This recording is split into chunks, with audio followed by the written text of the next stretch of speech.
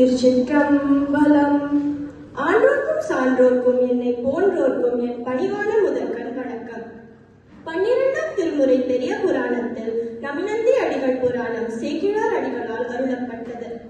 நமினந்தி அடிகள் நாயனார் சைவ சமயத்தவர்களால் பெரிதும் மதிக்கப்படும் 63 நாயன்மார்களில் ஒருவர் ஆவார். வயம் புறக்கும் தனிச்செங்கோல் வளவர் பொன்னி திருநாட்டு செய்ய கமலம் தடம் பனையும் செழும் நீர் தடமும் புடையுடைத்தாய் பொய்தீர் வாய்மை அருமறை நூல் புரிந்த சீல புகழனால் எய்தும் பெருமை என் திசையும் ஏரூர் ஏமப் பேரூரால். இத்தகைய புகழ்பெற்ற சோழ நாட்டு ஏமப் பேரூரிலே அந்தணர் குலத்தில் தோன்றியவர் நமினந்தி அடிகள். அந்தணர் குலம் ஓங்க அவதரித்த இப்பெருந்தகையார் வேத வேள்விகளால் சிவபெருமானை ஆராதித்து இரவும் பகலும் சிவ சிந்தனையுடன் திகழ்ந்தவர். தூய திருநீர் அணிவதே மெய்ப்பொருள் என்ற துணிவுடையவர்.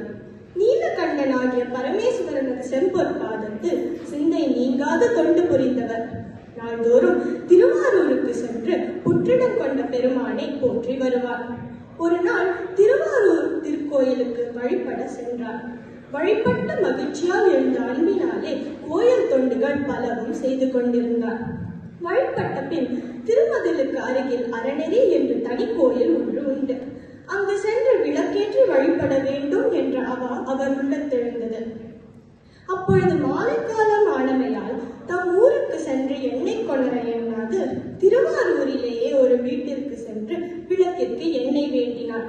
அவர் சென்ற வீடு ஒரு சமணர் வீடு.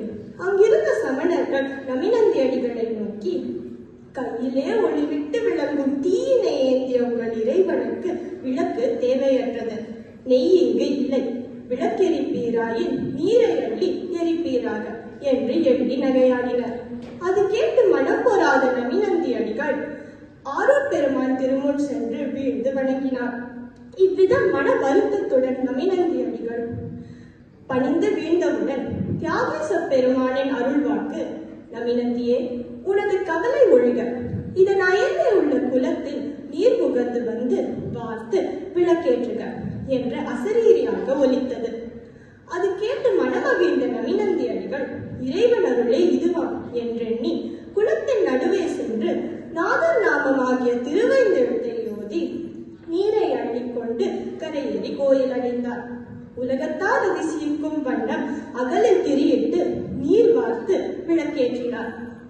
அந்த விளக்கு நெய்யினால் ஏற்றிய திருவிளக்கு போல் சுடர் விட்டொழிப்பதைக் கண்டு கோயில் முழுவதும் திருவிளக்கு ஏற்றினார். திருவிளக்குகள் விடியும் அளவும் எரிதற்கு நீரால் நிறைத்தார். இவ்வாறு ஆரூர் அறநெறி அப்பருக்கு நாளும் இரவில் நீரால் திருவிளக்கேற்றி தம்முடைய ஊராகிய ஏமப்பேரூருக்கு சென்று சிவபூசை முடித்து கொண்டு திரு அமுது செய்து துயில் கொள்ளும் வழக்கமுடையவராயிருந்தார். நமினந்தி அடிகளின் இச்செயலால் சமணர்கள் கலக்கமடைந்தனர். திருவாரூர் திருநீற்றின் பெருமை பெற்று விளங்கியது. சோழ மன்னன் ஆரூர் பெருமானுக்கு அறக்கொடைகள் பல அளித்து அவற்றை சைவ ஆகம விதிப்படி நடத்த நமினந்தி அடிகளையே தலைவராக நியமித்தார்.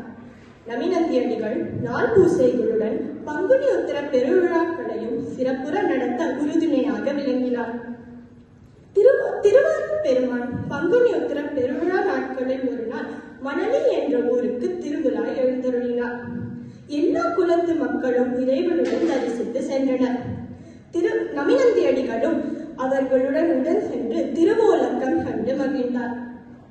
இறைவர் திரும்பி திருக்கோயிலுக்கு செல்ல மாலை பொழுதாயிற்று.